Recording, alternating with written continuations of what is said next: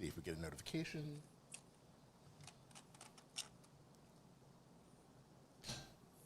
I watched Wayne's World the other night.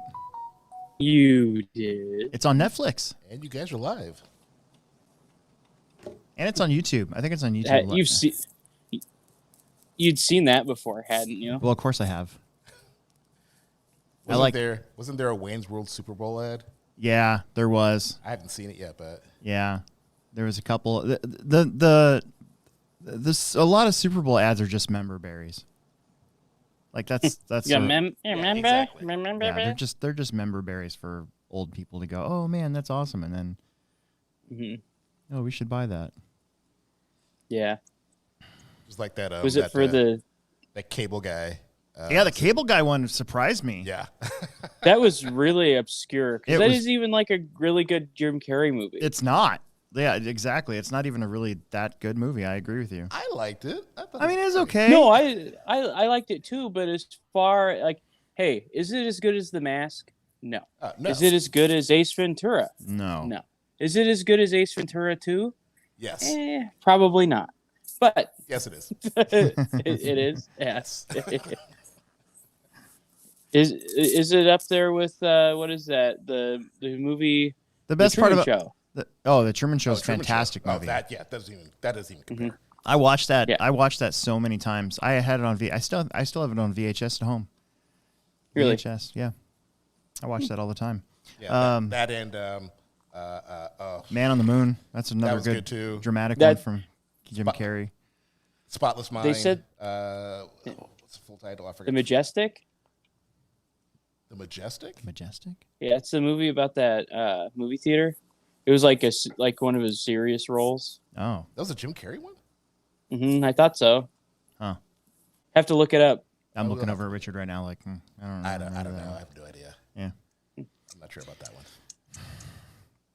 Sorry, guys. No, it's okay. Thanks a lot for derailing that. The best part about my favorite scene from Ace Ventura 2 is when he puts that woman on top, like he knocks the little dude out, and he puts him on his shoulders, and he goes froom, froom, froom. Oh, like that's so the funny. Monopoly guy. Yeah, the Monopoly guy. Yeah. Yeah, and you must be the Monopoly guy.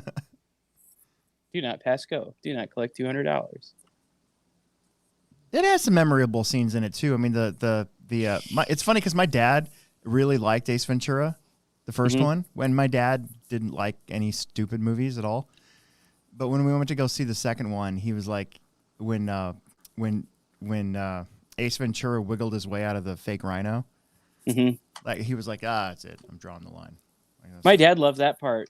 It was like his favorite part of that movie. Yeah, I thought it kind of lost me. Right? I'm that guy.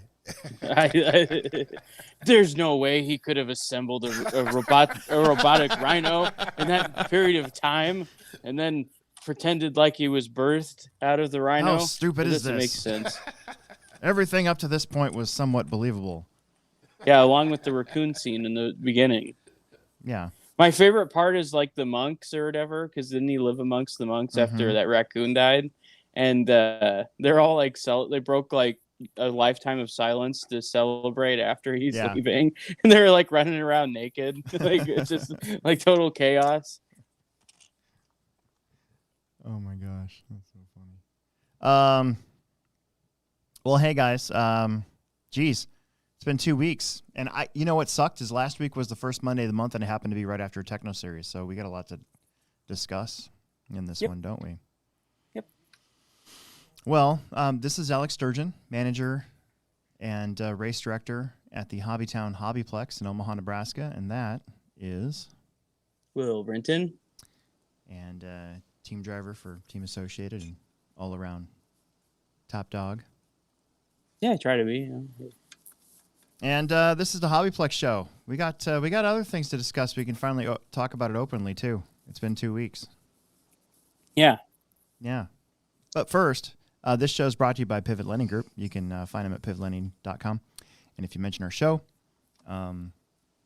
you can and go through with a refinance or home loan, you get a $500 lender credit or 0.125 off your interest rate. Got to get that in. I think I forgot it the last 2 times. So I think in the edited version they had to go in and like steal, and I think Richard actually has one like ready to go in case I forget. No, actually, you got it. Did I? Yeah. Oh man, I couldn't remember if I did or not. I haven't had to do that in a while. Oh, okay, well that's good.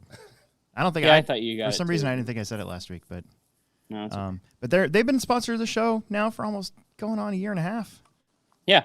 So we can do it weekly. Otherwise, we were going to do it once a month, and I don't know if this new guy would pay for it. Oh yeah. I guess I haven't really asked him. Mm-hmm. So yeah, you know what? I didn't even realize today was Valentine's Day. Did you realize that? Yeah. Oh, okay. I mean, I realized it sort of yesterday, and I was like, oh crap. And then I'm like, oh, we're gonna do the podcast tomorrow. But my wife had to work anyways today, so, and she wouldn't come on this show. Like I would have asked her, been like, hey, we're gonna do a Valentine's Day special, but there's no way in hell that she would have been on here. Yeah, mine wouldn't have. Yeah, there's no chance. So if you guys out there were like expecting some sort of Valentine's Day special, I mean, other than the love I share for Will, you know, he's my man Valentine, which sounds weird. No, it's not weird. No, it's not weird at all. Yeah, I like it. It's the ultimate bromance, isn't it? Yeah, it's kind of a bromance. Yeah. It's a little more serious than that. It's hard to define, really. Right. Words cannot describe our love. Hetero life mates. All right, so check this out because it's super cold. It's super cold. Do you see this right here? This is very special because both Nick Nuthouse and Nate Natal got me Kickstarts. Basically, they fill up. My entire refrigerator is full of Orange Mountain Dew Kickstarts right now.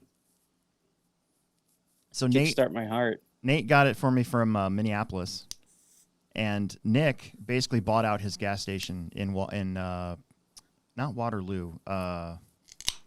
Gosh darn it! It starts with a W and it's south of Lincoln. Weeping Water, I think near Weeping Water. So, thanks to those two, I'm back in business, baby. I'm a lot more happy lately. A week went by without Kickstarts because Omaha's basically out of Kickstarts. They're also out of a bunch of other drinks, so I think it's the ingredients in some of these. But holy crap, I was getting irritable. Yeah, you were. Because it's like withdrawal, like bad withdrawal from this. So this is cold. I'm gonna drink it. It's gonna be great. Didn't they come up with the Kickstart like substitute, like a methadone type thing, but it was going to be like Kickstartadone? Didn't they come up with that? I think I invented that. Maybe. Or like a patch. Oh try yeah. to quit. Yeah. Well, there's a Mountain Dew Rise, but it's not the same thing, and it's got aspartame in it, and it tastes really fake. Not a big fan. Did you see the Mountain Dew? Like what are they? The alcoholic version. Yeah. Yeah. The alcoholic Baja Blast. I'd be willing to try that. Yeah, I'd be willing to try it too. Actually, it'd be pretty cool. Yeah. All right, so let's get the cat out of the bag. The Hobbyplex has a new owner as of 2 Tuesdays ago, and we couldn't talk about it last podcast because it hadn't officially happened yet, and I didn't want to get in trouble, but we do, and we're gonna have him on the show at some point, and we're also gonna have like a Patreon only sit down with both him and the old owner. I want to get both of them to do that for me, with me, as just like a sit down across, nothing too crazy, just like with Ken, he's the old owner. I just want to talk about like his journey, really. Like that might sound corny, but I mean, the guy started out as a starting fullback for the Cornhuskers his senior year, and then sort of didn't go to the NFL or anything. Started, he wanted to be his own boss, and he found Hobbytown, and now he's out. So 30 years later, and the new guy, I just wanted to find out more about him, and let him kind of tell who he is and stuff like that. So, if I was an owner of a store like ours, I would definitely not want to be out in the open very much. Like I just know how I think, but he was there Friday. You'd be like out to eat and somebody come over and be like, yeah, dude, I got a Trax Max at home. Like just come over and start talking to you. Yeah. I think, and that's how Ken was very private with that. He still is very private, and a good reason for that. I don't think any of his neighbors or anybody knows, he kept all that to himself and didn't really bother. Plus, the other thing too. So my parents tried their hand at their own business several times and failed miserably both times. One was because, kind of like how things are going right now, the late 70s, early 80s had some weird economic conditions, and it caused a huge spike in interest rates because of inflation, and all their real estate basically got to be unaffordable, and and then the second time my mom started her own bakery. Both my parents are bakers by trade, and they worked in grocery store bakeries and stuff like that, but my mom always wanted to have her own bakery again, and she did, and she didn't make very much money from it. I mean, it was hard, she had to have a second job. I remember she worked at McDonald's like part-time just so she could help pay our mortgage, right? While she was going in at 4 a.m. and working till 8 p.m. on almost every day. I think we were closed Sunday, I think is when it was, or something like that. Anyways, it doesn't matter. It's weird. You tell somebody that you own a business and they automatically think that you have a lot of money. And that's not the case most of the time. And so I think that's one reason why, our old owner always kind of kept it close to the vest. He drove the same truck for like 20 years. Still does. He didn't go out and flaunt any profit that was made, if there was any made to be made at all, And right. I'm not going to get into the financials of the business. We're doing fine. I think for him, hopefully we'll let him kind of tell it on his own, but it was more of just it was time more than anything. It wasn't any sort of financial situation or any sort of trouble. It was just time. That's how I understand it after some talks, So, but that's why I kind of want to get him in here. I just want him to talk about it a little bit, and he's open to the idea. I'm working on him. I've been working on him. He wasn't open to the idea at first, and I'm like, you gotta It's just you and me. I'm not going to surprise you with anything. It's no gotcha questions. I'll just let you talk. And so we'll get there. But basically, what I want everybody to know is that it's not a case of our place is being bought and then parceled out and it's not going to be there anymore. That'd be terrible, And I think the old owner's intention, because I think he'd received offers before, was that was to make sure that didn't happen. So from our standpoint, all that means is that we got a new guy paying the bills. That seems to be the main gist of it. So that being said, I did put all the pit spots back in the pit area on Sunday. It looks really good, dude. Like, I've never been so happy. it's like, oh yeah, it used to look like that. Like, you know what I mean? Yeah. Like, oh yeah. Yeah. Man, that looks great. So I had Emerson, Cameron, Logan grab the 3 pit tables that were on top of the bathrooms and bring them back inside on Sunday. And today I spent a couple hours actually scrubbing them to get them clean and fresh again, because they've been up there for what, a year? Maybe longer. Longer than that. Yeah, maybe longer. Yeah, it would have been longer than that, wouldn't it? So they were pretty dusty. I thought they went up there after the last snacks we had. Boy, it maybe. It might have been that long. It very well might have. So, the place, and we were going to do that. I think we would have been allowed to do that anyways, because all the sales stuff that we had down there was virtually gone. So I took what was left up there and I made a little sale area over by the bathrooms upstairs. And boy, it looks open. It looks bigger. So, yeah. And check this out. This was going to be done anyways. I'm not saying this wouldn't have been done from the old owner, but the new owner. But it's just like the timeline. The second bathroom out on the dirt track is fixed. Oh, really? Yeah, that's pretty cool. So the water pipe behind the toilet in the second bathroom froze the Thursday before round 3 of the Techno series, and it burst, and that was pretty scary. But so that's why the water's basically been off to those 2 bathrooms for the last month. And then we just needed to find somebody to help us get out there and do it. And guess who came in the clutch? Jeff Pavel. Nice. So Jeff Pavel was there Saturday during the second round of the triple scoop, and we got it going. So it's Cool. fixed, and I'm gonna make some shelves out there and try to clean it up. I'm gonna store my good banners in that bathroom, along with some extra pieces of wood and stuff like that. But it'll be basically operational second bathroom. We also replaced the toilet, a whole thing. Nice. Yeah, so we got 2 working bathrooms again too, and the toilet seat in the women's bathroom is fixed. Inside. Ooh. So ritzy. all you ladies out there, you can now pee sitting down, basically. Oh. Whoever put it on there was like, this one's for the ladies. Yeah. Did you see I found a thing of cigarettes? Did you see my post on Facebook? Yeah. Yeah, my dang cigarettes. I found some. Where were they? They were Camel menthols, something like that. Yeah. Like there was a whole pack. There was one missing. There was a whole pack there. I think we figured out whose it was. I'm not going to say who on here, but it's kind of funny. Anybody I know? Probably. Yeah. I just think it's funny. I just thought it was funny. Is it a kid? Yeah, it was a kid. It's just which is bizarre to me. Like I thought kids didn't do that anymore. I thought they vaped. If they were gonna get into any of that, I thought they vaped instead of smoked. I don't know. I mean, why would you want all that bad breath? I don't know. Oh, okay.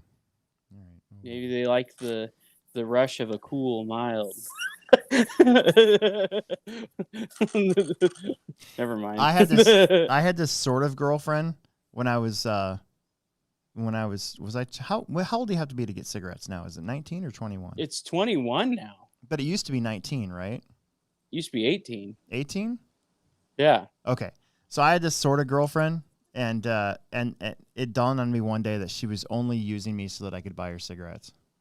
Yeah. And I was like, I'm not going to do that anymore for you. And she's like, oh, well, you need to take me home. I'm like, oh, aha. Well, that's cool. Great. I'm glad we both know where we're at in this relationship. Yeah. I'll call you on Monday. Yeah, exactly. No doubt. I had a girlfriend that smoked. Sucked. Yeah. If you don't smoke and you're with a smoker, it's Yeah. tough. Yeah, I made out with this girl once who smoked, and I was like, ugh. Yeah. Not very good. Mm-hmm. Not fun. Anyways, that got awkward. That's okay. Yeah. That's what this show's all about. God damn it. That was 23 years ago. Holy crap. That's a long time. Is it, though? Is 23 years really a long time in the scheme of things? No. I didn't think so. It feels like it should be, but then you look back at your life and you're like, that went by really fast and doesn't seem like a long time ago at all. You're really not online until about 30.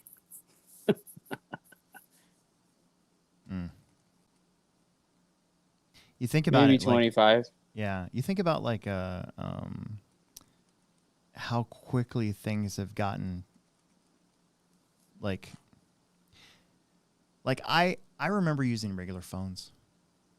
Yeah, me too. I had a rotary dial phone. It was the landline. Yeah, there's gonna be some kids. There's kids out there. They don't have no clue. Mm-hmm. Which makes me feel really old. But again, 23 years. That doesn't seem like a long time. Yeah, I was watching that show on Hulu, Tommy and Pam. Were ya? I need to get on there and watch that. It's pretty good. Anyway, so Seth Rogen, he's like running around trying to like call people, and he has to go to the library and make photocopies of a phone book. Mm-hmm. And it's like, oh, ew. Mm-hmm. That's what you had to do. I had a list.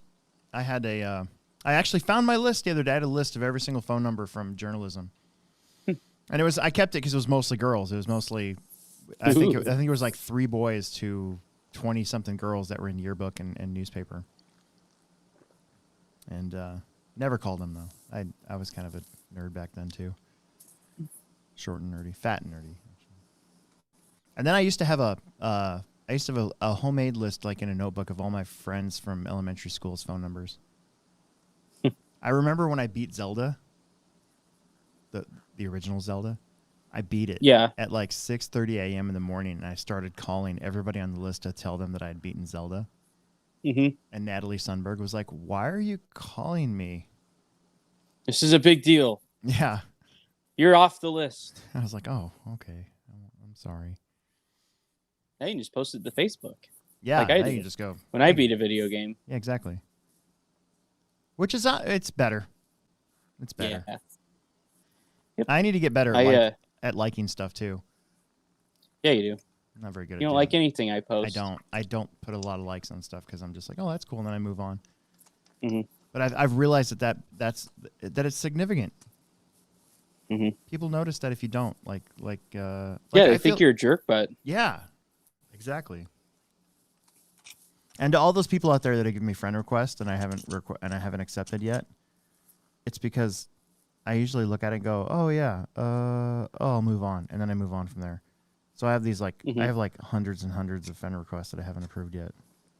I always get I probably get like 5 friend requests a day, but it's not from like probably 2 of the 3 are like bots.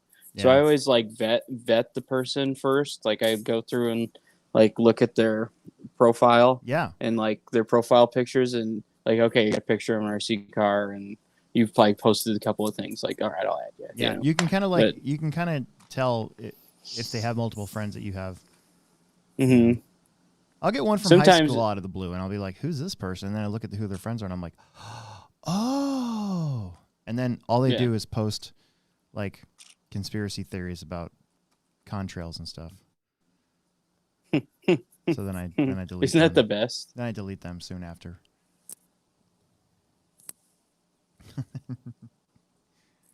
Oh man. Okay, so anyways, we talked about the new owner finally. So the cat's out of the bag. We have a new owner. Yay! All that really means, new guy paying the bills. Mm-hmm. Also, I made a $4,000 gaming order today. Yep. Magic the Gathering, Pokemon. Pokemon, miniatures, Dungeons and Dragons books, whole bunch of dice, and I found an Ahsoka Tano figure for myself that I'm gonna buy. Oh, neat. Yeah. Bunch of swords and arrows, huh? Bunch of swords and arrows. And then I got to talk to the Games Workshop guy tomorrow, and that's where you get all your Warhammer stuff. So we're gonna have this. So the RC side of the store is going to be one way, and then the other side of the store is going to be reconfigured a little bit. We're actually going to have like an actual gaming area, something that we've never like tables. I think we're gonna have enough room to put one table up there. So we're gonna start off small, and then who knows? I mean, we've got the pit area downstairs. We might be able to do something. Have gaming night or something like that. I don't know.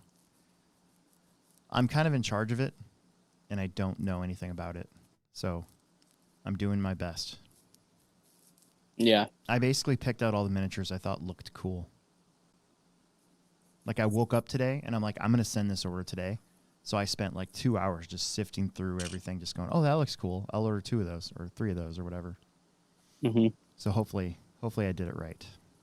I think you did. I think I did too. And then the guy, our reps, he was pretty helpful too, picking out the magic stuff. So. Yep. Yeah. What else are we going to talk about before we move on to the results? Oh. So, how many people we got watching? Oh my gosh, we actually lost them. I'm sorry, we're boring you. If you watch this on the playback, it was as soon as you mentioned gaming. I know. I know. Wear your capes, people. Wear your capes. We're going to start March 5th. Mark it in your calendars. March 5th and 6th. We return to Dirt March 5th, but also we're going to have this huge sale. We're calling it the new, how did I put that? The new ownership inventory reset. I was going to call it the Great Reset and like do a play on Glenn Beck's whole The Great Reset conspiracy thing, and then I was like, it's kind of on the nose. So it's the inventory reset.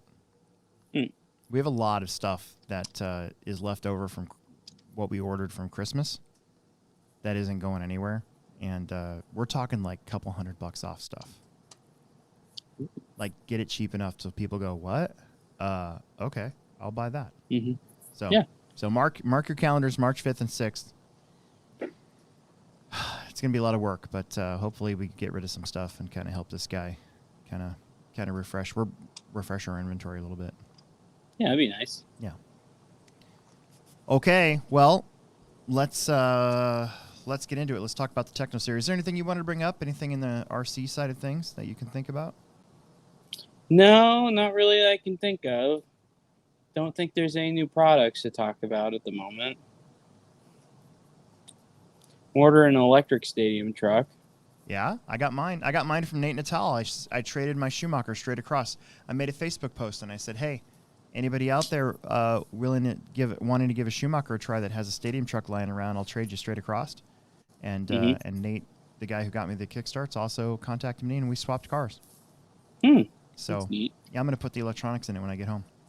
Hmm. And I got Emerson's Mod 2 wheel getting ready to go for March 5th. And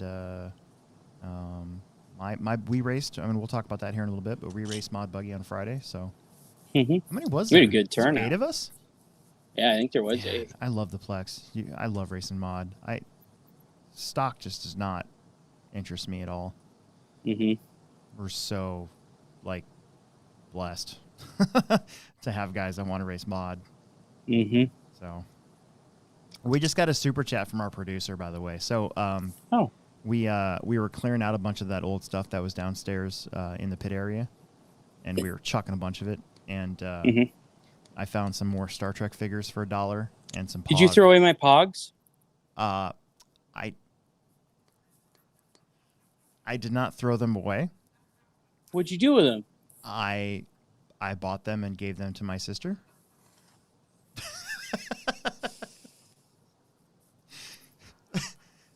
I'm sorry. I forgot that you wanted them. You can arm wrestle my sister for him if you want. You just got to come all the way up here. Yeah. No, look, and I don't think they even want them. Look, it says thanks so much for the Star Trek figures. The Pogs not so much. So I'm sure if you want the Pogs, you can have the Pogs. You can totally have the pods. See? I can? There's a lot of them. Well, you can keep half so we can play. There are a lot of Pogs, by the way. I didn't know what else to do with them, and I was like, well, I'm not going to chuck them. You knew what to do I with forgot. them. You knew this. God, I forgot. You knew this whole time. I totally forgot. But I found a Geordie LaForge. I found a Commander Cisco. I found a Lieutenant. Is it Lieutenant Kiara? Kiara? Major Kira. Major Kiara? Yeah, Kira. Whatever, from Deep Space Nine. I was like, oh, I know who wants these. And so they're $1. Anyways, so yeah, there you go. Yeah, thanks. Okay, results. Let's get in here. So we had another record turnout for the Techno series, and I got good news as well on that. ProTech came through and sent us some door prizes, and unfortunately, they sent us some 10 scale stuff like 2S batteries and stuff. So I kind of turned around and swapped those out for a bunch of little stuff, because my goal is to have everybody get at least 2 things. Yeah. In a bag. So that's my goal, and if it's more than that, great. Mm-hmm. Yeah, it's a prize. Yeah. Horizon Hobby came through in the clutch. We had a whole bunch of donation dollars built up because it's all based on sales, and so we did really good there, and that's going to help out in that department. And then J Concepts was the first one to send stuff, which is awesome. And I've been talking to Thomas Tran, so we should be getting hopefully some Proline stuff. AKA that situation's kind of weird because it's all under the the Horizon Hobby thing blanket now, and so we might have already used our donation dollars on everything that I ordered for that, so it's possible that it might get not as big as it has been in the past, I guess. But anyways, so, and then of course the Techno kits, I think we're going to be okay. I'm not really I always get real nervous about that, like I'm not going to be able to come through, and then everything works out fine. So Yeah, and then Chad's donating a kit. Too. Yep, we got the Ignite Designs RC kit Mm-hmm. for the gas truck guys. Are we raffling that off to somebody in gas truck? Yeah. Oh, okay. Yep. Except you. Yeah. Yeah. You should put me in there because if I get it, I'll give it away. Like, Yeah. I'm not going to keep it. Oh, okay. Like, then I can get that sweet PR. Yeah. That's true. Yeah, you're right. Yeah. I'm not going to, Scout's honor. Like, if I ever win a kit, like, I'm going to give it away. Like, every time. Right. Their kits are not for me to keep. So yeah. Nah, we'll see. We'll see how it works out. Okay, so 246 entries. And 124 drivers. So our pits shouldn't have been full, still, but they were. Yeah, they were. So I don't know what to tell you guys. Now we've got 10 more spots open now because of our pit configuration. So if anybody wants to me about pit space in March, I probably won't do anything, but I'll just ignore them and wait a week later to argue about it. Welcome to the party, pal. Wait a week later to argue about it. We just got in a super chat from Jackson Anderson for $2. Why'd you put me up for $1? No, he said two. He goes put $2 down for Will. Why'd you put me down for $2? Jeez. Okay, man. So we had. I just want to say that we were supposed to start at 10:30, and when I saw how many entries there were, I'm like, well, holy crap! Well, we better start earlier. So I started us 15 minutes early, and that helped out a little bit. I mean, every little bit helps. But we actually got done earlier this round than we did the first round when we had 237 entries. So by how much? By a few minutes, by about 5 or 6 minutes. But still, I mean, that's good. That's really good. We can get into the mains. Let's just get into the mains here. So we had Sportsman Buggy, and this one had Logan Prismanis from the 6th qualifying spot taking the win by 2 laps. Wow. Yeah, he did really good. And we'll probably see him qualify hopefully a little bit better in the finals here. Keith Vanderheide was your TQ, finished 2nd. So he still gets 100 points for the round. Eric Wunschel also from the 5 to the 3. And I think that's his best finish ever at a Techno series. Nice. Getting on the podium. Lucas Chassau was 4th. Justin Stevie was 5th. Andy Corbett from the bump spot up to 6th. Then Steve Wall was 7th. Mark Dunn, I know he broke out. I remember that. Tyler Peterson broke out. Armand Charland broke out. And Brad Horst didn't actually run this one. And we had 11 cars. So I saved us about 45 minutes of main events by squeezing a 9th car into these mains with 2 bump ups. So yeah. I was able to X out about 5 or 6 mains, and if you add it up, that's about 45 minutes. So I was pretty happy about that. And our track's big enough. 12 is a lot. I mean, we can do it. We used to do it for the Byron's race. We used to have 12 at 10 and 2. But the reason why I cut it back was just because the mains were so messy. Yeah. A lot of cars, people hitting stuff, too many people, too many groups of cars kind of getting in the leader's way, that sort of thing. So I chopped it down to 8 just to make the racing better in general. But if in instances like this, where we could have been there until 2 a.m., I just think that was probably a better deal. Yeah. And then you had Expert, Mason Fuller. Really, I don't know what's running through his veins. I don't want to say ice because that's too cliche. But there's something that runs through Mason's blood that just keeps him focused. Just focused. Yeah. So him and Seth ended up on the same lap. Seth went 10 minutes. Did you see that? I did. Yeah. So I remember going 10 minutes, when somebody was faster. When I remember I was going 10 minutes when Seth was clearly faster, but he was only making 7.5 minutes. This was years ago, 4 or 5 years ago. And I got close to being on, like I got close to winning those, but I crashed that one extra time. Like the whole 10-minute plan is great until you wreck that advantage away. Yeah. And Seth didn't necessarily wreck the advantage away. In fact, it was way closer than this. I think the last lap, the last maybe 2 or 3 minutes, he was almost like screwing around a little bit. Mm-hmm.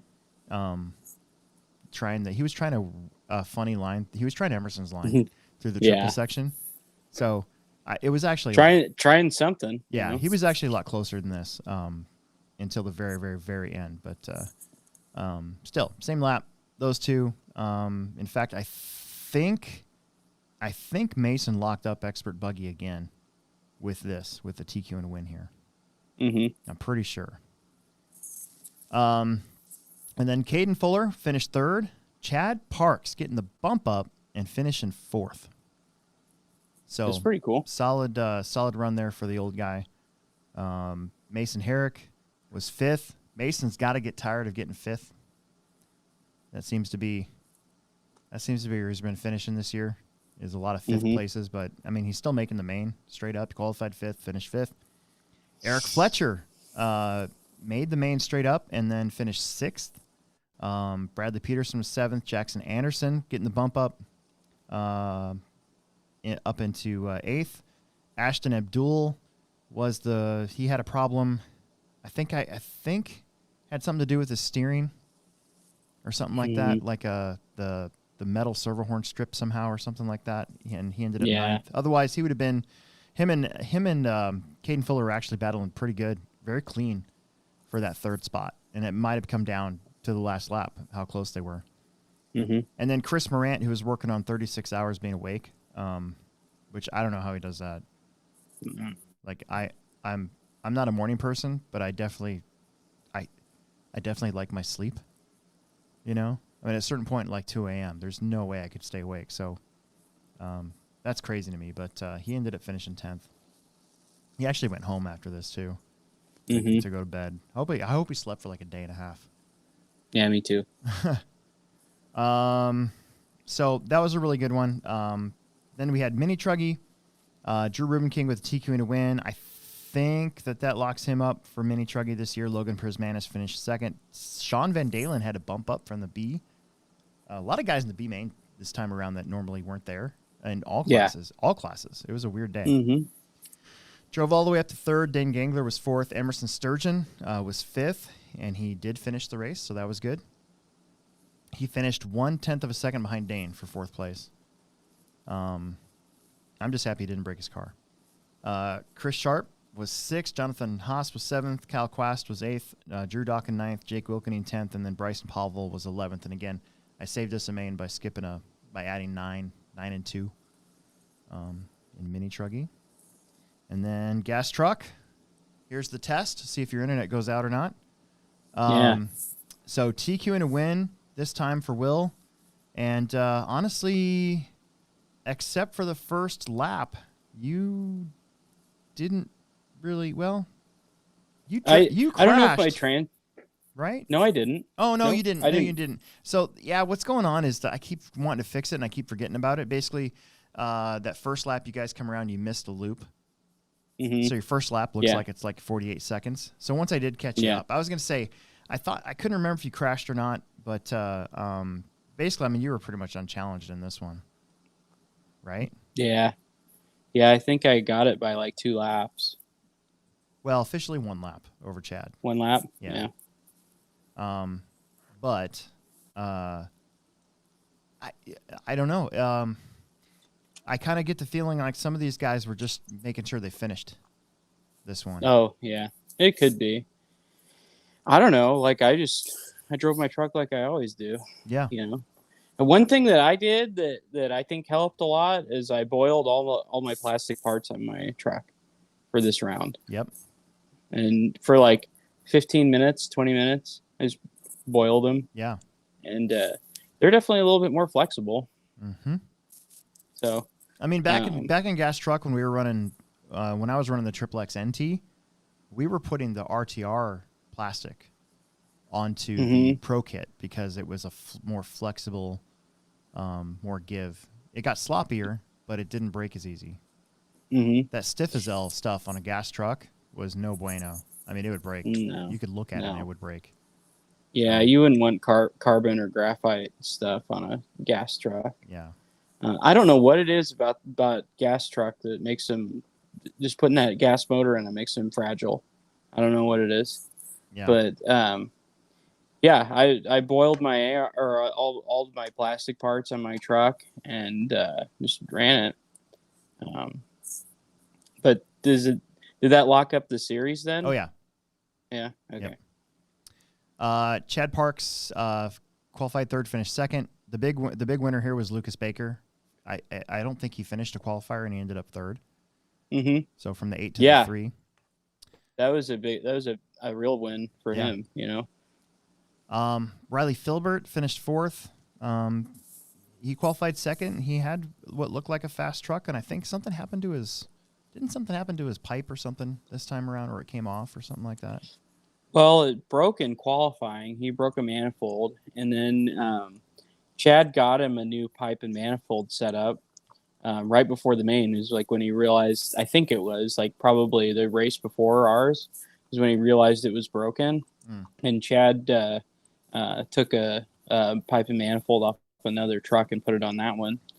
No, it must have been a good half hour before our race because he had Riley had Sean Van Dalen tune his motor for him. Yeah, and but I think he was running around and I don't know if it came off of the like hanger on the side of the truck. If the pipe just came off there. I saw it in the whoops. It was right in front of me. Yeah. So. So yeah, he had kind of a long pit stop in there, and then he was back out for a little bit, and then it looks like he pulled off at about 14 minutes. Brian Keever, he finished in fifth. He was out of the track at about 11 minutes, and Wade Gehring was the bummer because he's been doing top 3, and he was out a minute and a half in. Yeah. So that triple, if you don't land that thing Yeah. on the top of that, it's definitely a risk over reward. Yeah. Type of section. Tomorrow I'm fixing up the face of that thing. So I got a lot done today. Emerson works at 4, so I usually stay there and find something to do for 2 hours before I come here. And I was working on those pit tables, and I was going to do that tomorrow. So since I have that done, I'm going to take the tamper out there and fix the face of that second of the tabletop part of the triple so that Fridays is better for everybody. Yeah. It's pretty dug out. Everybody's been coming up. A lot of people have been coming up short and just racking right into it. So, yeah. Nate Sutherland unfortunately didn't start, and then Logan Prismanis had spent a ridiculous amount of money on a Nitro Rustler to get it to race at this round and didn't even make a qualifier. That was a bummer because he said he was practicing with it and like during the week with Riley, and it was like a really, really good handling truck. So I don't know what problems he was fighting. He broke the screw in the diff. So he got a ball diff for it, and he broke the screw that holds that tightens the diff up. Was there not a screw? Or like you couldn't get one? Or? It's a special screw, and we didn't have any of those diffs because when was the last time we've needed a ball diff for a Nitro Rustler? A Rustler? Yeah. I get that. I felt bad. I was like, sorry, dude. But there wasn't just like generic Dubro screw that would have worked? I don't think so. It's like a 2.6 size, and it's really long. So, yeah, it's kind of ridiculous. Okay, we got a super chat from Nick Nuthouse. Big super chat day today. Oh yeah. So how much is it for? $10. Put me down for $9.50, and I'll tell you why. Because I gave his kid one of those 30 cars that I got from that guy a couple years ago. When I was cleaning out that area over by the pit area, I found a couple more that I forgot to take home, and one of them, and it was an ECX monster truck. It was based after a Brutus. Is that a monster truck? Oh, Brutus yeah, the I dog? remember that. Yeah. So I gave Emerson that truck. Nick's kid's also named Emerson. So Oh, that's cool. he was being a good kid, and I was like, I'm just gonna give this away to somebody, and I was like, oh, you're right there, and so Here you go. So yeah, Yeah. That's good. Yeah. Margie put me down for 50 cents. yeah, he was really he was super excited too. So Mm-hmm. that made me happy because I mean, what was I gonna do with it? Like my eBay days are pretty much over with this whole tax thing. So Mm-hmm. you know, who's gonna buy a ECX Brutus? You know, Nobody. That's who. yeah. Okay, let's move on to Truggy. So this one was great. Jordan Gleckler, he's been coming for a while, and he got a TQ and a win here in Truggy. It's weird because Greg Baumel and Jason both weren't there again. So Mhm. I think I know why Jason wasn't there is because of everybody's been struggling with clay tires, and everybody's out, and so if you don't have any tires, how are you going to race? You know, so I get it. Mhm. But that being said, Brandon Carney, his first trip with a Truggy, he got a brand new truck, and he finished second. Nice. And then Parker Clemmy, this one was wild. So he qualified 8th, and he was in second until the very last lap. So his dad told him to lay up on the triple, and a lapped car was right basically beside him. And if he would have just done the triple, everything would have been fine. But he double singled it, and on the single, the lapped car landed on his truck and took him out. Yeah. So it wasn't really the lap car's fault, because if everybody's doing the triple, how are you supposed to know? Yeah. Right? So It's just one of those racing yeah, deals. it was just one of those racing deals. So Ryan was like, that was my fault. So Parker listened to his dad and then gets ruined. So what are you going to do? But he still finished third. He still got a podium. I think that's one of his best finishes, especially in that class. Sean Van Dalen qualified 4th, finished 4th. Robert Rinaldi finished 5th, qualified 5th. Dane Gangler from the bump up to the 6th. Grant Olson was 7th. Tyler Peterson was 8th. Tony Roney finished 9th. And Chris Morant, he made the main, but he was on his way home basically by then. So, and then let's see. We're almost done here with this part of it. Sportsman Electric Buggy. Tyler Canine got a win, his first win, I believe, at the Plex ever. Mm-hmm. Here in Sportsman from the 8th spot.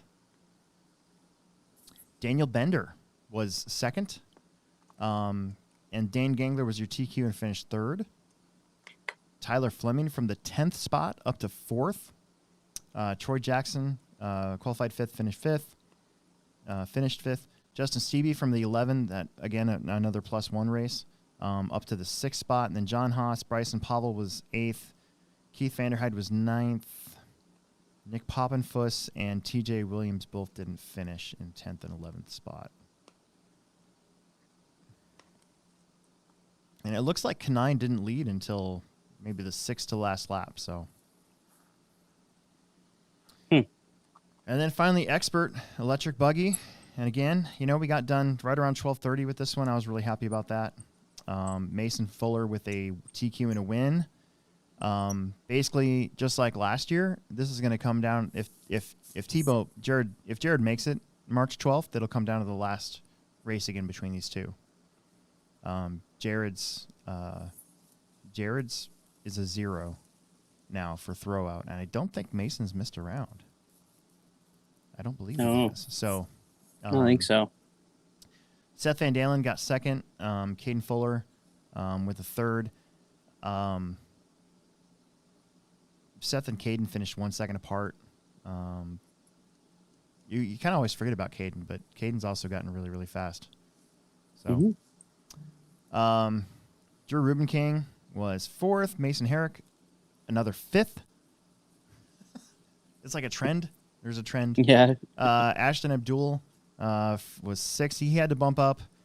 Derek Wood was 7th. Jackson Anderson was 8th. John Kinzer was 9th. And Will Brinton, you finished 10th in this one. You were 0.2 of a second Crashing behind my John my Kinzer. brains out. Yeah, well, at least you weren't in the C. Yeah.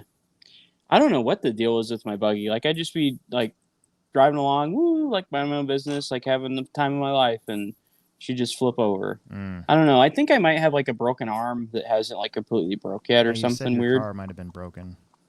It just felt the same way all day. Like it would just jack all this weight and pivot. Yeah.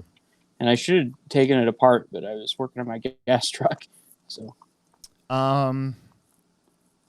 yeah, there's not much more just to say. This one, I won't say we were going through the motions, but we definitely just had a rhythm, and we got through the whole day, and it was not near as late as I thought it might have been. As it could have been. As it could have been. And everybody was pretty chill and happy, it seemed like. Of course, there's always going to be bummed out faces if you don't do good, like if you're in the C main and you win the C, and then you end up basically middle of the B somewhere. Mm-hmm. But just got to qualify better. So, yeah. Oh, well. Do you think nationally anybody cares about our series now? I think so. I mean, we're getting 250 entries in one day. Yeah.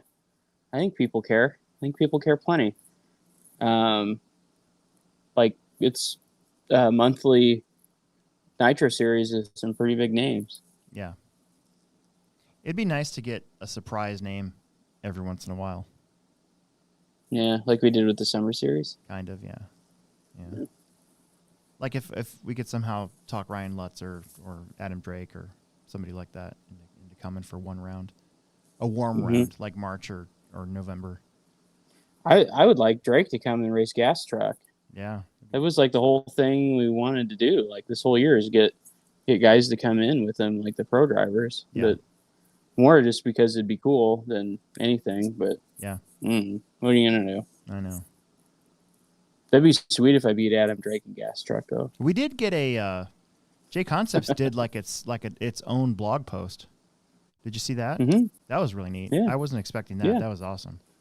I shared it. Yeah. That's right, you did. Mm-hmm. So that's good. And you didn't even like it. I'm terrible at liking stuff. It's not that it's not that I suck or I haven't seen it. I just don't. I'm not one of those guys. I'm not like Mitchell. Like Mitchell's like, as soon as you put something on, he's like, yeah. He's super fast. Mitchell doesn't like anything I post. Really? Mitchell's like super fast on the like button. Probably your stuff. Yeah, probably. Richard, how long is a pivot? Is he in there? 425. 425. Can we take it? Ooh, so close. Can we take it now? Sure. I got to go to the bathroom. Yeah, I have to pee as well. Yeah. All right, you're gonna see. Too. You're gonna see nobody in the screen and David Olson talking for 4 minutes. Okay. All right. And now, a word from our sponsors. This is a Pivot Lending Update with David Olson and Don Zoller. Get some. Hi, this is David Olson with Pivot Lending Group, and today we want to talk about the Lock and Shop program that we brought back to you guys in May. And it's important today because interest rates are on the rise. The Fed is determined that they are going to potentially raise interest rates at least 2 to 3 times this coming year. And within the dynamics of our industry, we have some quantitative easing that's going to be pulled back. So currently, the Treasury has conservatorship over Fannie Mae, and they are purchasing in the mortgage world, mortgage-backed securities at a certain rate, a pretty fast rate. And that purchase program has really helped to create a market for mortgage-backed securities over the last probably decade, and has been one of the big catalysts for driving interest rates down. And it's been announced that not only are they looking to raise interest rates, they're looking to pull back on the purchasing of mortgages, which means that it will be more driven, rates will be driven by the private sector. And inevitably, that means the rate of return that a private investor is going to want over the government right now is going to be substantially higher. In addition to the quantitative easing being restricted or being pulled back, we also have inflation. And so inflation now, decade over decade, we're seeing inflation move out of that transitory conversation and actually hit the kitchen table economics as far as gas, bread, butter. And with inflation, comes higher interest rates, higher returns on everything across the financial industry. So between the inflationary environment, the quantitative easing environment, and then the rates in conjunction with the inflation, we're going to be in a different world altogether as far as rates this time next year. So why am I talking about the Shop and Lock program? It allows you to lock in as we see rates moving up dramatically month over month this coming year and even into 2023.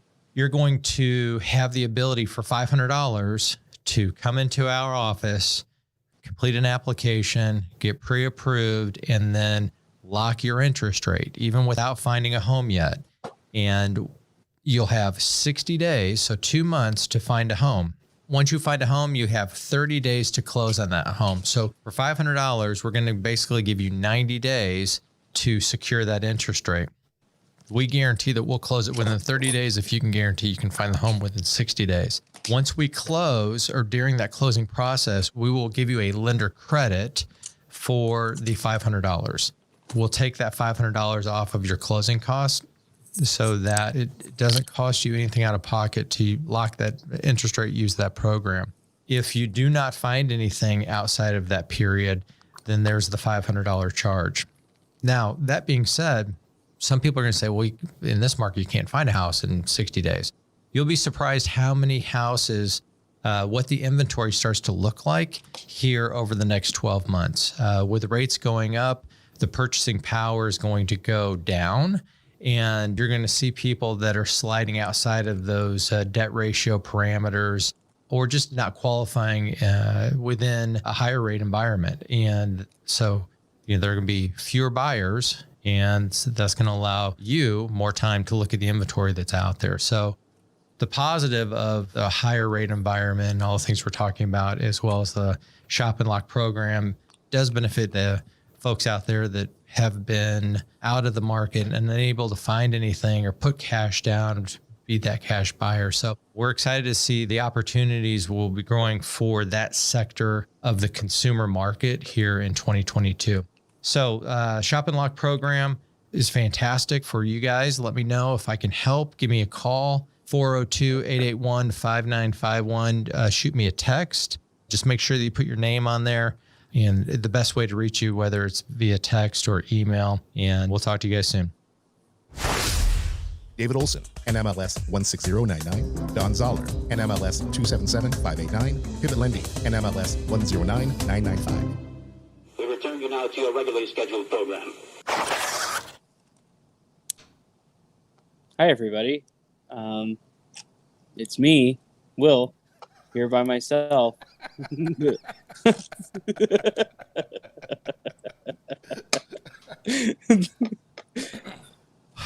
I'm having a good time. Yeah. Hot. A good time. Oh my gosh, dude. Okay. How much pee were you full of? Yeah, that wasn't really a pee trip, Oh, but yeah. the old boom boom, huh? Ooh, man, that was gonna be a struggle in here. I better turn off my stopwatch. I was trying to time it. I was like, just you're like, like trying to get to the bathroom, like.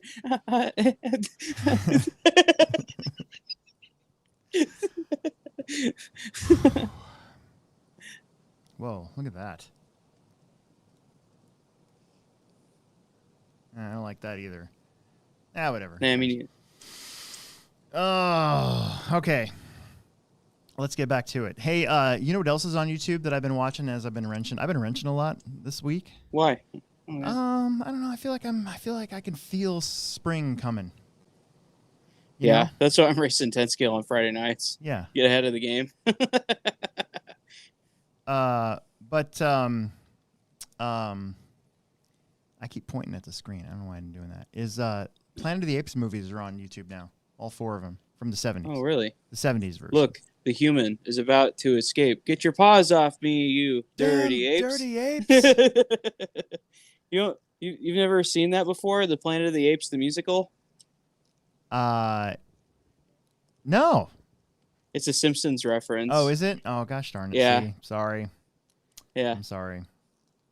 I wonder if we could play a snippet of that, but Yeah. like they do like Dr. Zaius, like that doc, or what was it, Rock Me Amadeus, like themed. Really? Yeah, it's really funny. I'll have to get into Disney Like, Plus and find that. Phil Hartman does the voice of Troy McClure. That's Oh. you may remember him from such TV shows as as Smoke Yourself Thin. That's one of the ones from The Simpsons, and like and other self-help films, like such as Get Confident, Stupid. That's another good one. But Did you anyway. watch the latest South Park? Oh boy, did I! Oh man, Tolkien. Yeah, it was really good. It's so funny. They must have been saving that. They must have been saving it because they were saving that for a long time. We've been out without good new South Park for so long that this 25th season, the first 2 episodes that they've had are fantastic. So I was pretty happy. I watch it on South Park Studios when it comes out instead of worrying about streaming it, paying for it. I took the front wing off my car. Oh, I saw that. Well, completely. Like I took the mount off. And Oh, everything. really? Oh, yeah. It was pretty good without it. yeah. I took it off. I noticed a little. As bit much of as difference. as much as I hate to say it, because Kyle's been telling me to do it for years. Yeah. And I wouldn't do it. Peter Renault has a super chat. He wants to know how much? What's $5, $5 Canadian dollars. Put me down for $250. What's the bare minimum I need to do to my dirt cars to go to a small carpet track for one day? Gear diff, raise the axle and diff height, lay the shocks down, and put sway bars on it. If you're running stock, do you really need sway bars? Yes. Okay. I would say so. I don't know. I don't really race stock though, so yeah. I always tell people. But if they got a 21.5 car, you won't necessarily need sway bars. Oh, really? I feel like if you're going much faster, you're racing mod with us. I think sway bar is the big deal. But I think if 21.5 class, it's like yeah. The other thing that you would need is the different offset spring cups, like these, so you can get the ride height low enough. Yes. Yep. That's muy importante. Yes. But I don't know. I mean, you're pretty much just changing some roll centers and some stuff to make it turn quicker. Maybe like short eyelets, but I mean that's all stuff in the kit, so it's not really a huge deal. Have it. Like I'm trying to name things that are in the kit other than the ball diff or the gear diff instead of the ball diff. But I like a wide pivot with like as little rear toe as possible on carpet. Mm-hmm. But I think if you're getting, what was I gonna say? Never mind. Doesn't matter. Maybe put some like lead or something here behind the servo. That might help, like offset, like needing the like steel weight or the brass stuff. Yeah, because I ran a brass front bulkhead, no weight under the battery, but I had a piece of brass on the back here behind the servo because it was different, like CG. Yeah. Than having that lower plate, so it made the front a little more responsive. But I mean, you could just look at like a 17.5 carpet setup and go from there, and just put on everything that you have and try it. If you're going to a track with a hobby shop, get some parts. Oh, that's what I was gonna say. I think if you got a Losi or associated car, just buying if you got a gear diff, buy a ball diff, so you have both. And if you have a ball diff, buy a gear diff, so you have both. I mean, I still got my associated gear diff at home for my car. Yeah. I had one, but I think Jackson took it. Oh. I think he did get my other gear diff. Dang it. Okay, so hopefully that gets you through that question there. Okay, real quick, so Friday night we had 60 entries again. So we've had 74 entries 3 weeks ago, and then 2 weeks ago, and then 60 entries this last Friday, and we're racing this Friday as well. I have a we had 4 heats plex spec. We had 32 plexers, and a couple things about this weekend or last weekend. Logan Prismanis ran the whole thing on his own, set up the computer on his own. He only needed my help for 2 different things, and seemed to be doing a good job, I thought. You know, Yeah, I thought he was fine. I told him, I said, you know, it's 2 or 3 minutes in between each heat, but at plex spec you can't really expect that all the time. Mm-hmm. You got to be kind of right, and you have to be understanding it is new people night. yeah, and you can't be a dick to him. No, Try to hurry him up, but don't be a dick about it. It's almost more important that they get the race. Like if they have a problem, or, exactly. Like wait for them. Yeah. Exactly. So, so there was a D main in plex spec. We don't do any bump ups on Fridays because that would just confuse the heck out of those guys. So, in A main, you had Logan Talborg taking the win, which, by the way, is the kid of our new owner. Oh, wow. Ariana Smith got a second. Mike Bannister got third. Grayson Stevie was fourth. Ben Huffstabler was fifth. Patreon member, by the way. Alex Eichler, technically kind of a Patreon member. Kevin Blowers and Nick Rustermeyer were the top 8 in plex spec for the night. So that was really good. And I threw out a challenge. If we can get 40 or more this coming up Friday, I'll buy cupcakes, Valentine's Day cupcakes for everybody. Ooh. So I probably won't have any, but yeah, I'll have one. So yeah. See. Honestly, I'll probably have like 6, but I won't tell anybody.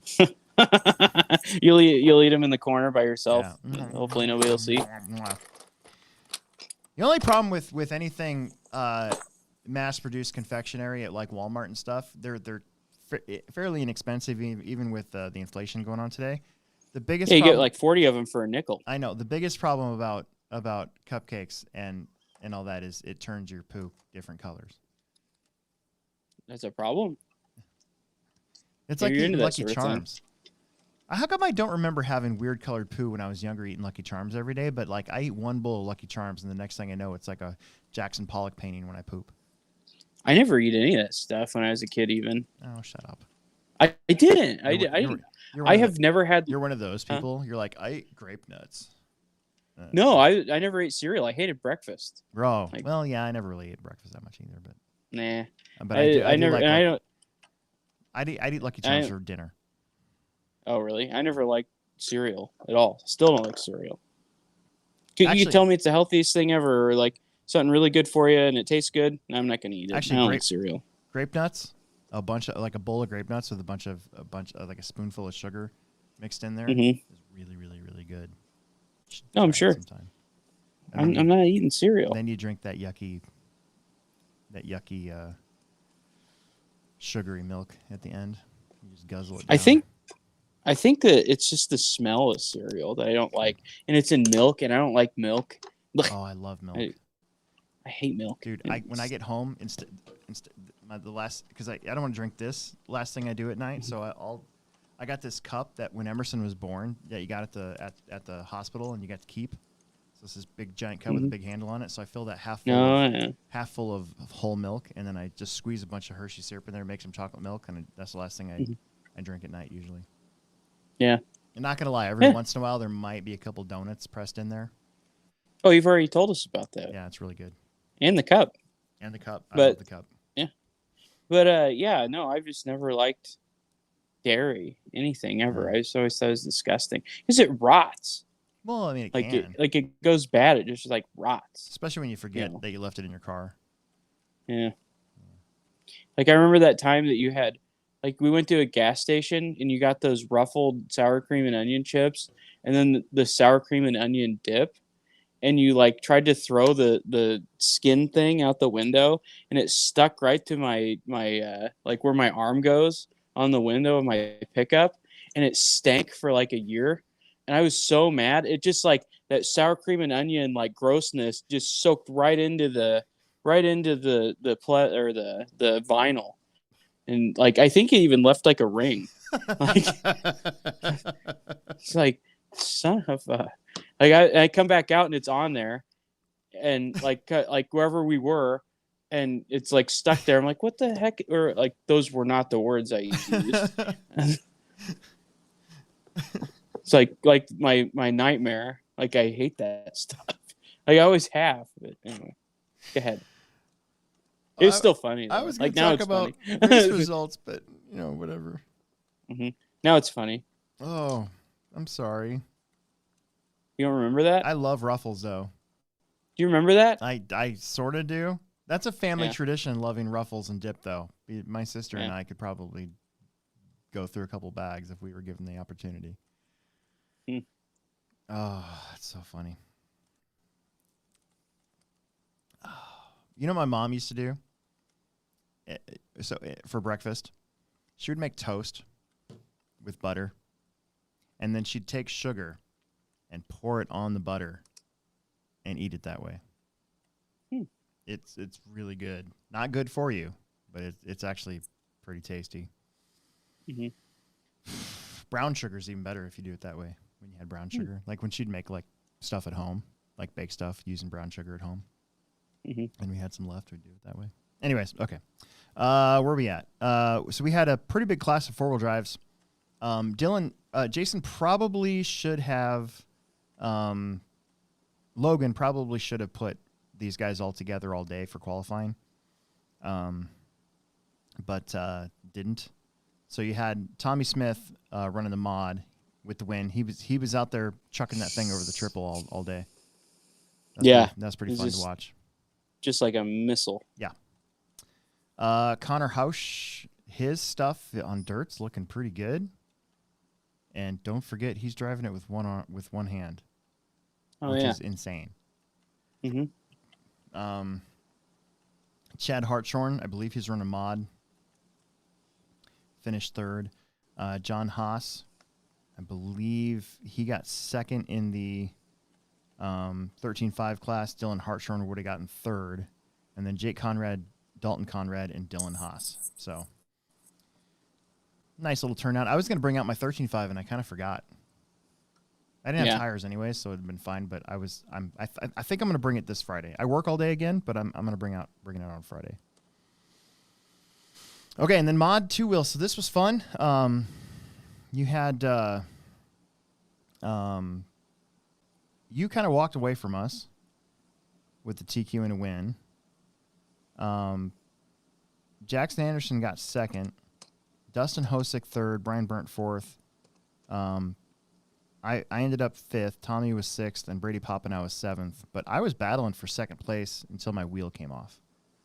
So, you know what happened is I must have not thread locked that side because that screw holding your axle on came out, and my wheel just went whoop right off. So the other side was definitely I checked it. I reset the thread lock, but yeah. I always use the wheel to tighten that. Like I put a wheel on the hex and then like turn it like that and then stick a screwdriver in there and just tighten use the wheel to get enough leverage to tighten that. I've had these same titanium axles on my car since the B6, like the original one, like they first came out. I just keep rotating them to car to car to car. Yeah. My I don't know about your stuff, but my stuff. So my car was the same car that I won 40 plus with down in Hutchinson. I put a brand new set of maybe one run set. I think I mounted a set for down there, and then I ended up not running them because my other tires were actually working pretty good. So I think I maybe ran them once, but my tires really didn't come in until probably about a minute into the main finally, and I was rolling. I was feeling really good. So my starting position sucked. I started fifth, and was basically like a blocker out there for the first minute. And then once my tires kind of got finally broken in, I was on my way to you guys. At least Jackson, not you, but Jackson. Yeah, my car, I just pulled it off the shelf, put a servo in it, and ran it. This is just my car from the last round of the summer series last summer. Yeah, I'm going to. I mounted up tires at the track. I got tires I'm going to mount for Emerson's car and for my 4-wheeler. And a new set of fronts for my car, and I'm also going to. This is going to sound really dumb. I forgot to put the internal limiters into my car when I built it. So On your two wheel? so I have no internal Oh. limiters in my car at all. Why do you want those? I just keep the car a little tighter. Oh, I don't run any. Really? Nope, I don't run any limiters. All right. Well, And I run all the droop. I run long eyelets, 29.5 millimeters as rear stroke. okay. That's just my go-to. I always run that. Okay. Well, I still was gonna try it. Sure. And I'm running 1617s in the front and 1718s in the back with thicker oil. Yeah, I'm running 1617s up front and 17s in the rear. The 2 mil pistons. Yeah. And then 32.5 weight rear and 35 front. Yep. I just bumped up 2.5 weight oil for the medium pistons, and then when you go to the thin, you go five weight. Mm-hmm. 2-wheel drive stock. I got to marshal this one with you guys out there, and Connor Hausch, his buggy is looking really good, and I asked him about it. He said it's got your setup on it. Yeah, he was telling me These he really dug it. His car is good, like really good. Like I was watching. I mean, I don't get to see cars from that level very often that are good, and that one's really good. Mm-hmm. And again, one-handed. He's driving one-handed. I think he's gonna have a good summer. I hope he does. That'd be cool. Hold on, we just got a super chat from Trevor Paul, and it puts Margie, put Will down for $5, please. That's great. Yay. Thank you. Okay, Dylan Haas finished second, Jake Conrad third, Alex Eichler fourth, and Steve Eichler fifth. Steve's car needs some work. He's got that RB10. I told him to bring it in tomorrow. I'm gonna work on the shocks for him. Do you have shocks for it? Yes, I do. Okay. If not, I was going to give you a set for him. I should be good. That car just needs some. It looks like it blew out like all 4 shocks. So I'm gonna try to work on it and get it going again. I want to get one of those really bad. Just to have, and then have it for the enduro. Yeah, that'd be cool. Run that car on the enduro. Then you can be on my team because it's an associated. Yeah, then I will be on your team because it's associated. Wow, we have 32 viewers right now. That's awesome. Ooh. Okay, e-buggy. So if the last couple of weeks have been a huge downer for me, and breaking out of the mod buggy main like hurt my confidence, the e-buggy main picked me back up. So I got a TQ and a win. Wade got around me. I think like the 4th lap or a couple laps, but I just kind of hung in there and drove, and it was really good. So Wade did finish second. Dustin Hosick finished third. Justin Stevie fourth. John Haas fifth. Connor Hausch sixth. Brady Poppenow seventh, and James went home, which is too bad. I was looking forward to a main with him. He's usually fast in the main. Yeah, he said he wanted to drive home because it was getting kind of late. He had a 2.5 hour drive to Des Moines or Iowa, wherever like he lives. Like you said, though, it kind of reminded us of the old days a little bit. Like dude, Friday nights is like the good old days, dude. Big turnouts. There's kids running everywhere. Everybody's generally pretty happy, in a good mood. mod buggy turnout. Good mod buggy turnout. Like good. That's what got me into racing. Were nights like that. And, like afterwards, you and I would stay late and work on stuff. And it was just a really good time for me. Yeah, no doubt. I was able to set the track up on Friday, just like I'm going to do this Friday. I only have to do that 2 more times this until next October. I'm so happy because that gets old. I don't know about you, but putting the track up every week and then taking it right back down gets kind of old. So anyways, not that I don't like carpet racing. I'm just saying in general, I'll be so happy in 2 weeks. Yeah. Anyways, we had a pretty good turnout for carpet. You can kind of tell, I can kind of tell that everybody's kind of jonesing for dirt a little bit. Like we're still coming every week. We're still enjoying ourselves, having fun, hanging out with our friends, but you can kind of feel like, we're kind of ready for dirt in a way. So, 53 entries, and that's pretty good. Let's see, where are we at? There was lower mains in Expert, Independent, 13.5, and a C main in Expert. So there was still a great turnout in all of these. So, Stadium Truck A main. There was 3 trucks: TJ, Tyler Fleming, and Andrew Thomas, and that's how they finished. Andrew Thomas was your TQ. Tyler Fleming qualified second. TJ qualified third, and they just basically flipped. So TJ took the win. Tyler was second. Andrew was third. Andrew's getting fast, dude. That's crazy. Quickly, too. It's fun to see. Yeah. And he likes it. He's enjoying himself, which is really good. Hopefully these results and strides translate to dirt this summer. That'd be cool. Yeah. Plexspec, A main, you had Camden Mosier taking the win. Mitch Savine was second. Maya Esbeck was third. Nick Chestnut was fourth. Trevor Moss was fifth. Trevor's running a mini, so I don't know if that counts. He got ran over a little bit at the start. Let's see. And then Expert, Buggy A main, Dayton Mosier with a TQ and a win. Matt Mosier from the 5th to the 2nd spot. I think that's one of his best finishes in a while at the Plex in general. Daniel Bender qualifying third and finishing third. David Peevler, he dropped down a little bit. His car was kind of grumpy, it looked like. Traction rolled a lot. Was in 4th. John Kinzer 5th. Corey Tannehill 6th. Tyler Fleming was 7th. Cole Hendrickson was there racing. Yeah, I saw that on the book face. Yeah, he qualified straight to the A, finished 8th. But, dude, like, yeah, he's been out for a while. What, 2 or 3 years now? 5 years? Longer than that?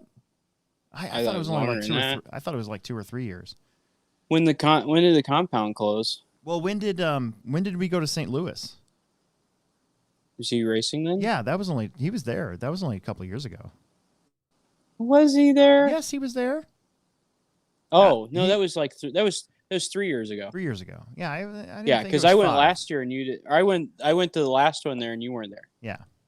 So yeah, it would have been 2018. Yeah, I think that was one of his last races for a while that I can remember. And then he went out to the West Coast and hung out with Tom and raced at the INS race out there and racing carpet here for got a couple more weeks. So hopefully get to see him more often. It's nice having him there. That'd be cool. Mini T mod, baby. So we had enough to race mini cars on Saturday because I had mine. Emerson was working. Logan was working. Trevor Moss was there. So so we went ahead and raced, and I got the TQ in a win.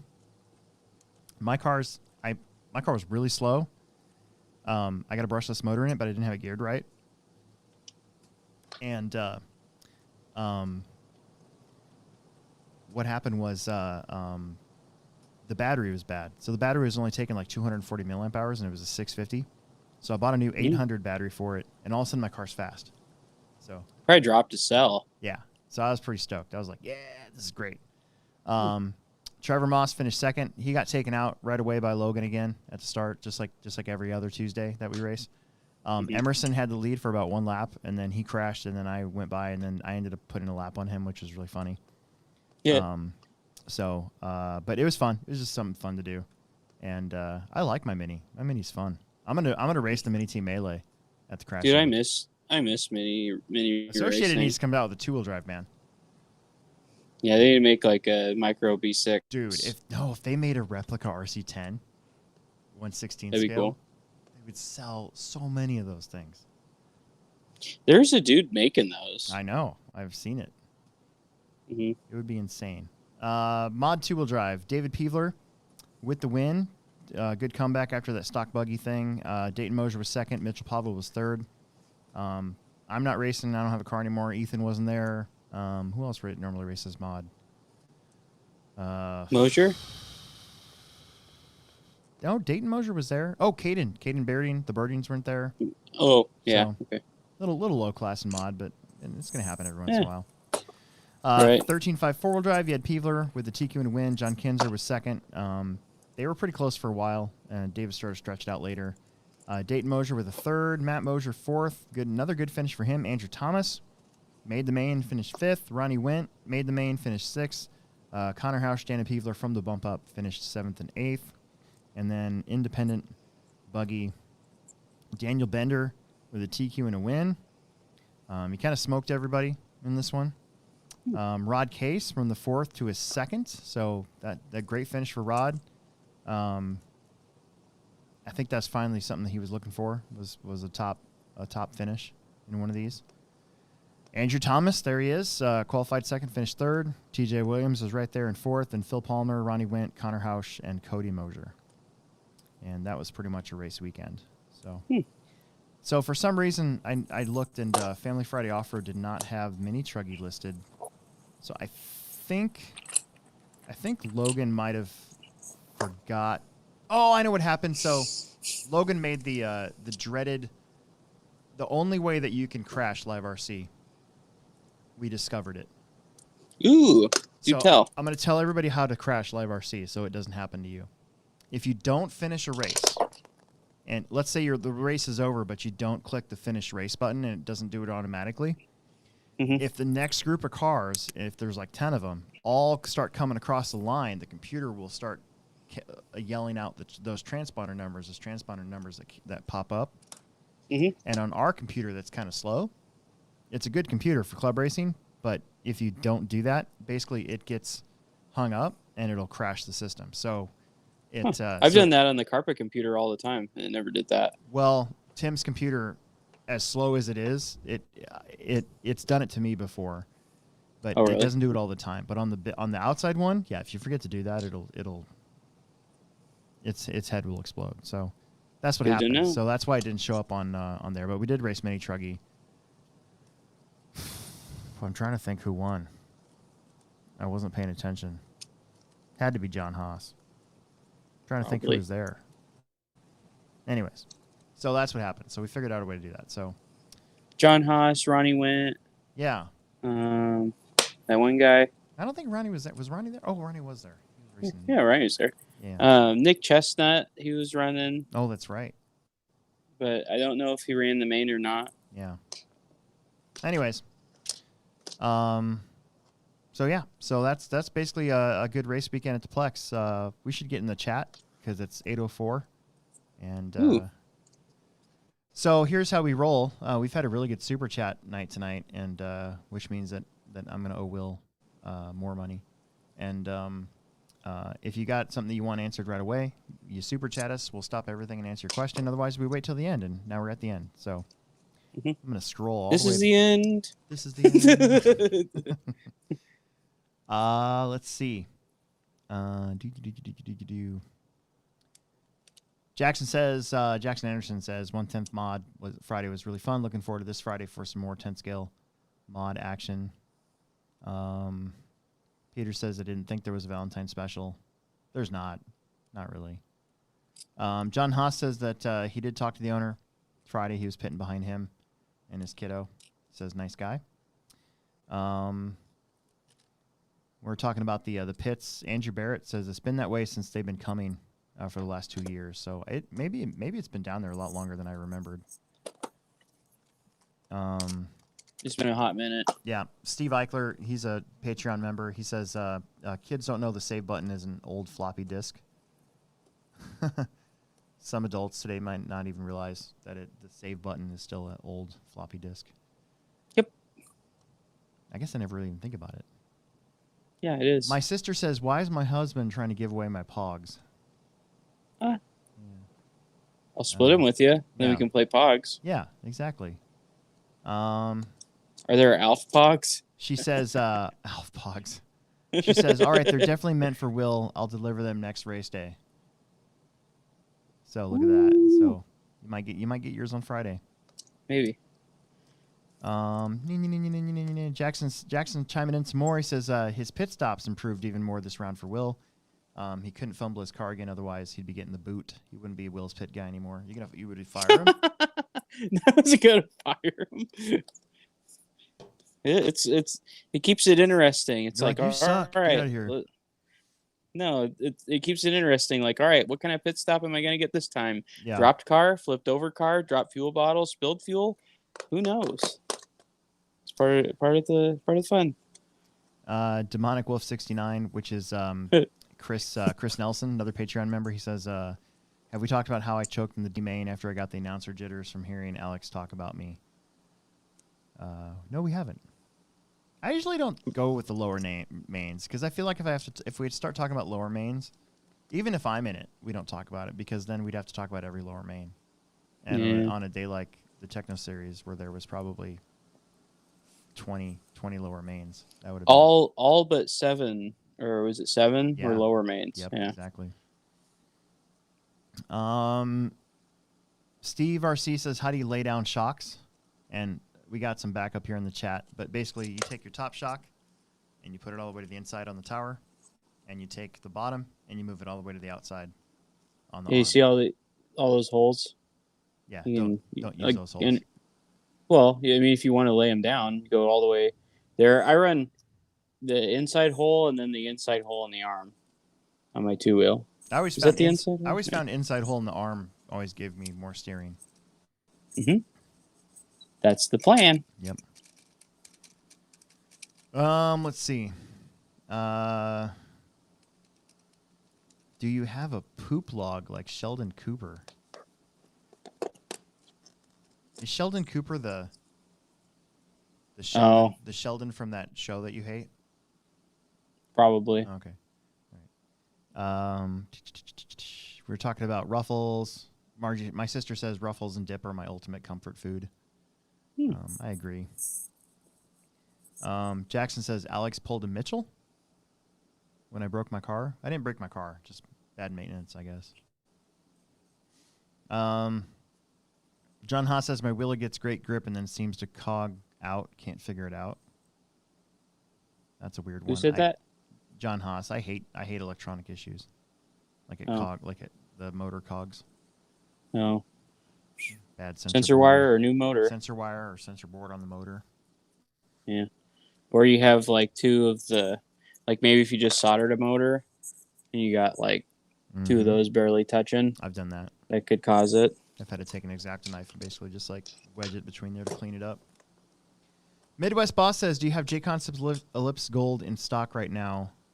We do for 10th scale, but not for 8th scale. We're working on that again. I'm basically, with the new owner, not really doing orders like our old owner did. The orders have befallen onto me and Tim and Cam. So I pretty much have the tire situation pretty much falls on me all the way now. So hopefully I can keep up. Hopefully J-Concepts and Proline and AKA can keep up. Let's see what happens. Jackson did say that he got half fast lap by 0.5 of a second in the main.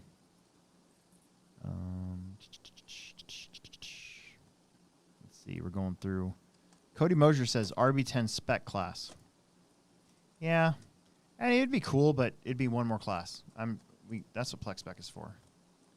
Plus, I think you can take an RB10, and I think it'd be a pretty neat independent buggy. That's why I kind of want to get one. I want to get one and race stock with it. That'd be cool. It might be kind of heavy though. I don't know. We'll find out. I still just want to get one. I want to get one, and I want to put the speed controller in the middle, right behind the battery, the shorty pack battery, because there's enough room. So that way it's all center line. And then I want to put like Kashima shocks on it. Get the droop and the ride height all correct. I got one upstairs. And then race it. I think that'd be badass. You have an RB10? I got a B5. Oh, B5. Okay. All right. Yeah, but a B5. So I think But the B5 chassis is different. It doesn't have the center line battery. It was initially made for that.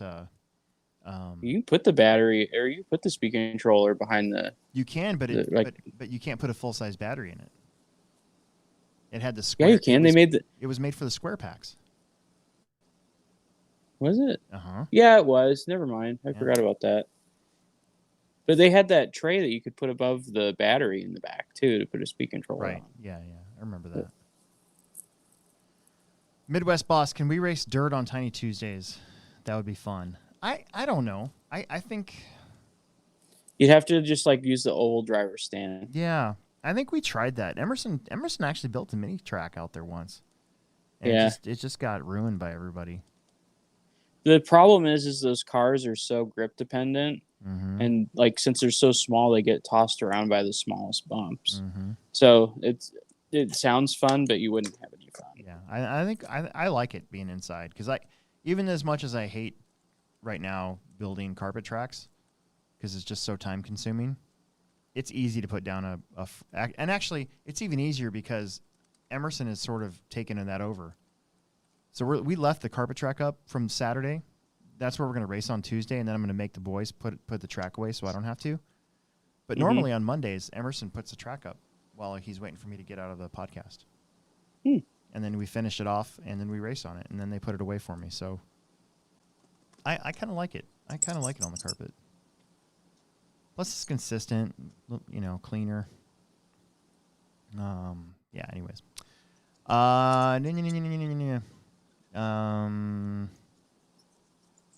Was only Dylan and I left, and Dylan, quote unquote, beat me. And they must have been talking about Truggy. So that's awesome. We were up to 41 people watching. That's pretty awesome. That's pretty good. A lot. What did we do different tonight? We're just talking about the same old shit. They talked about us on Ripcast. Oh, did they really? Yeah. Oh, that's great. I mean, I was on there for a few seconds because I saw that it was on while I was at work yesterday. Yeah. And I caught where they were talking about some podcasts and stuff and how there's a lot of like conjecture and all that stuff. And I'm like, we mostly have talking about stuff that we know to be true on here, right? Yeah, we just talk about the facts. We try to just talk about the facts. We only talk about things that are confirmed. That's true. No hearsay here. Yeah. That's kind of why we held off on letting everybody know that the Hobbyplex has a new owner. Yep. I didn't want anybody to get the idea that we were in trouble in any way, because that's not it. That wasn't it at all. Nah. So, Corey Tannehill says we got 41 people because there's a bunch of dudes without dates. Makes sense. You mean girls aren't watching this show? Damn it! My hair's getting sexy, dude. Yeah, it is. Would you do me? I'd do me. You know what movie that's from, right? Yeah, Silence of the Lambs. Okay, all right, good. I'm proud of you. Thanks.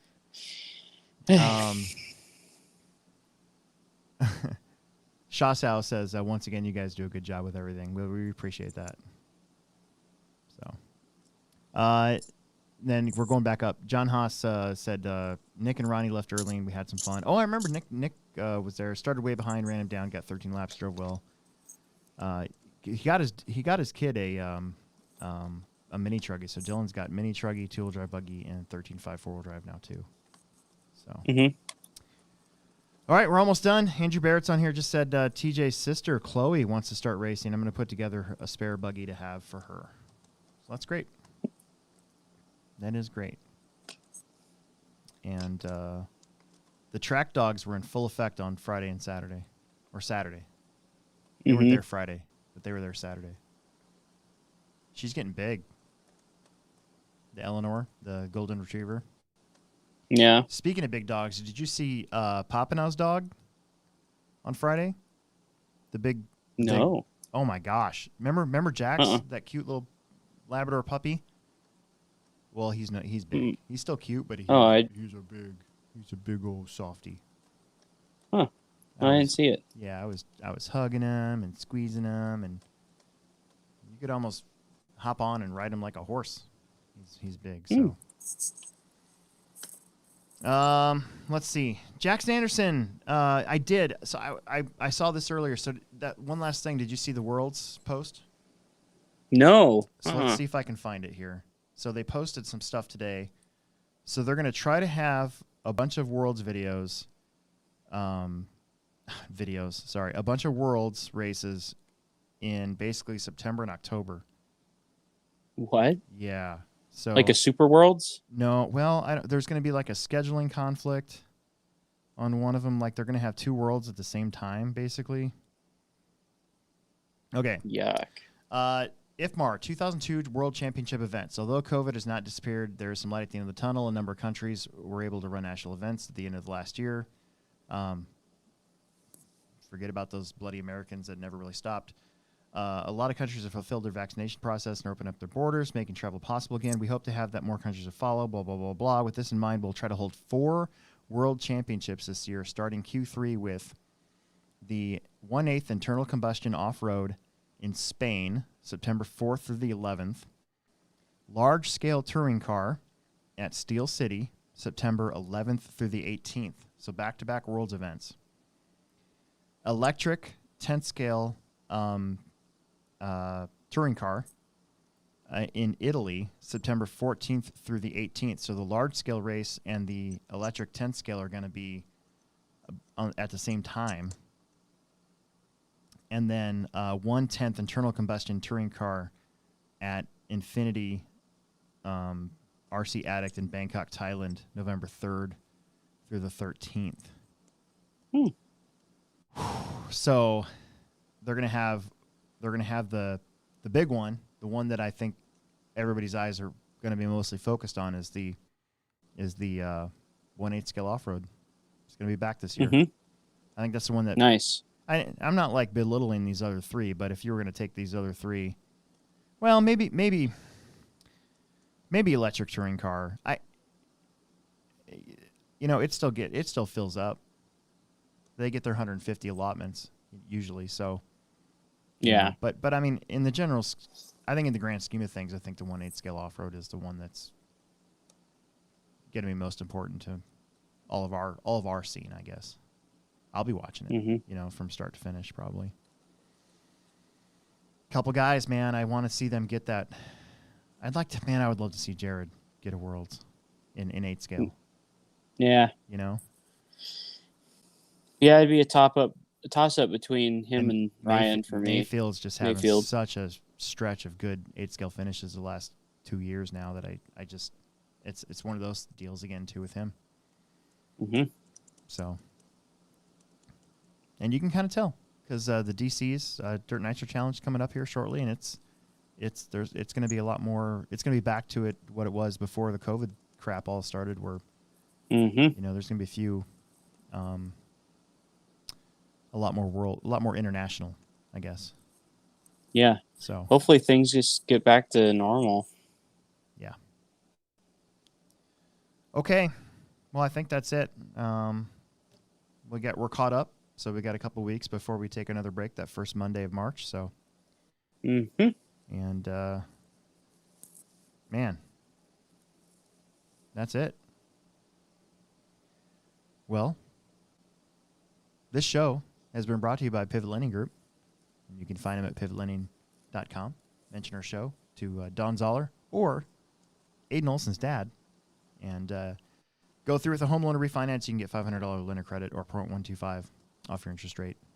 And keep this show weekly as needed. So I think I'm out. Yeah, me too. All right. Friday? Yeah, I'll probably race on Friday. I think so. All right. I don't know. I'm thinking electric 10 scale again. I think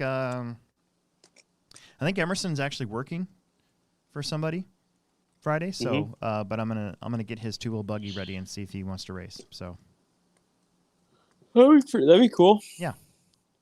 See if I can get him back on the 2-wheel horse. He's kind of been off it for a while. See, I'm gonna try a different rear end setup on my 2-wheel. I think. I'm gonna not change a whole lot. I like my car. Car was good. Yeah, I like my car too. It's just a little too comfortable. I think it's not like it just has a lot of grip. Yeah. Well, and you and I were both going to Virginia, right? Mm-hmm. So I'm going to the INS spring race. So is Will. So is Tommy Smith. Mm-hmm. So is Emerson. And then we're doing the INS race here in July. And then I'm going to try to go to Hobby Action. And I got to make 3 out of 5 to get in the points. So I'm chasing that 40 plus. And that'd be cool. I saw that you got Alan Horn still rocking it, and then course, Brent will probably be at a couple of them, but then also I saw Brian Dunbar making a return to the travel scene in 40 plus. So now I'm all intimidated. So we'll see what happens. Yeah. You can do it. I believe in you. Did you know that I copied his paint scheme when I was a kid? Yeah, that's what I remember you telling me that at one I time. copied his paint scheme, not the colors, just the scheme. Mm-hmm. Like just straight up ripped it off, like I was a somebody else's hobby shop. So. Yeah. But yeah, no, that's funny. No, I'm gonna run mod 2-wheel and 13.5 truck.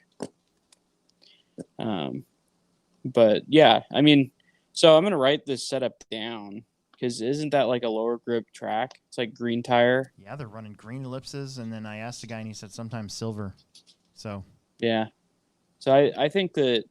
Well, I want to try what I want to try, and if I like it at our track on a Friday night, it might be okay for something like that. Because like my setups usually they drive the same, they just are slower because there's lower grip. Right. Like as the grip comes up, my car gets way better, but it still drives the same. Yeah. And like that's how I like a car. Like I just like have one setup, and that's my setup, and I just drive it. I'm gonna bring a brand new battery, just for the main event.